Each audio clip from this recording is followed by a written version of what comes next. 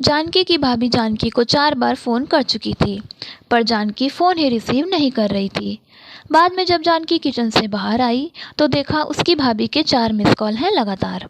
यह देखकर वह घबरा गई, क्योंकि उसकी भाभी को पता होता है कि अगर जानकी 2 बार में फ़ोन नहीं उठाती है तो इसका मतलब यही है कि वह अपने काम में व्यस्त है या फिर फ़ोन से दूर है। अब जानकी का मन घबरा रहा था, क्योंकि भाभी के 4 फ़ोन लगातार आने से उसे टेंशन हो गई थी, क्योंकि जानकी की मम्मी की तबीयत इन दिनों ठीक नहीं चल रही थी। अभी 2 दिन पहले ही जानकी अपनी मम्मी से मायके में मिलकर आई थी। फिर भी जानकी ने हिम्मत करते हुए अपनी भाभी को फ़ोन लगाया, और फ़ोन जैसे ही भाभी ने उठाया तो जानकी को रोते हुए कहा, दीदी, मम्मी जी हमें छोड़कर चली गई हैं। रात को अच्छे से सोई थी। सुबह आपके भैया और मैंने खूब उठाने की कोशिश की, पर वह नहीं उठी। तब हमने डॉक्टर साहब को बुलाया। फिर उन्होंने बताया कि मम्मी जी अब नहीं रहीं। दीदी, आप जल्दी से घर आ जाओ। इतना सुनते ही जानकी की आंखों से आंसू बहने लगे। पापा तो पहले ही छोड़कर जा चुके थे और अब उसकी माँ भी नहीं रही। जानकी तो बिल्कुल बेहाल हो चुकी थी। अब जानकी ने रोते रोते यह बात आकाश, उसके पति को बताई। आकाश ने उसे संभाला और जल्दी से कार में बिठाकर मायके ले गया। जानकी जैसे ही अपने घर पहुंची तो अपनी माँ के शरीर को देखकर उससे लिपट गई और खूब रोई। आखिर में आकाश ने उसे किसी तरह समझाया और माँ का अंतिम संस्कार किया। सारे विधि विधान होने के बाद भी जानकी की रुलाई नहीं रुक रही थी। उसे माँ की बहुत याद आ रही थी। तब जानकी की मौसी ने उसके आंसू पोंछे और उसे संभाला और कहा, जानकी बेटा, ऐसे दुखी मत हो। दीदी नहीं रही तो क्या हुआ, मैं हूँ ना तेरी मौसी। मेरा घर भी तो तेरा मायका है। तेरा जब मन करे तब आ जाना अपनी मौसी के पास। वैसे कहते भी तो है ना, मौसी मतलब माँ जैसी।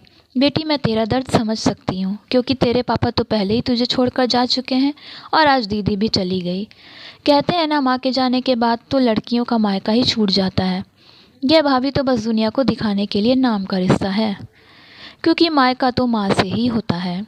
जानकी भी मन ही मन सोचने लगी कि शायद मौसी ठीक ही तो कह रही है, और वह मौसी से लिपटकर ज़ोर ज़ोर से रोने लगी और कहने लगी, क्या मौसी, मेरा भी मायका अब नहीं रहा?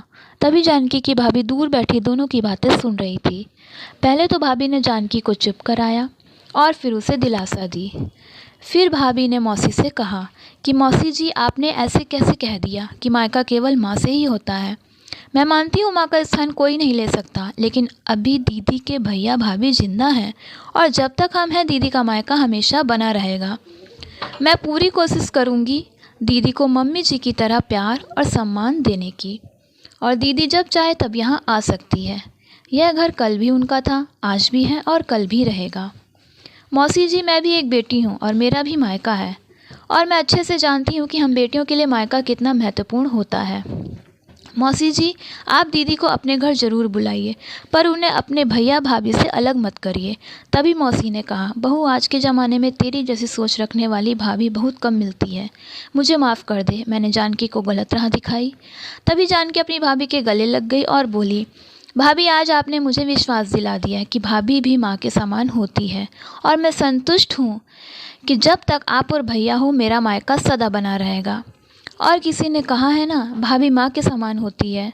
आज आपने मुझे इस बात का विश्वास भी दिला दिया है। तो दोस्तों, आपको ये कहानी कैसी लगी हमें कमेंट करके ज़रूर बताइएगा, और चैनल में नए आए हो तो चैनल को सब्सक्राइब कीजिएगा। तब तक के लिए नमस्कार।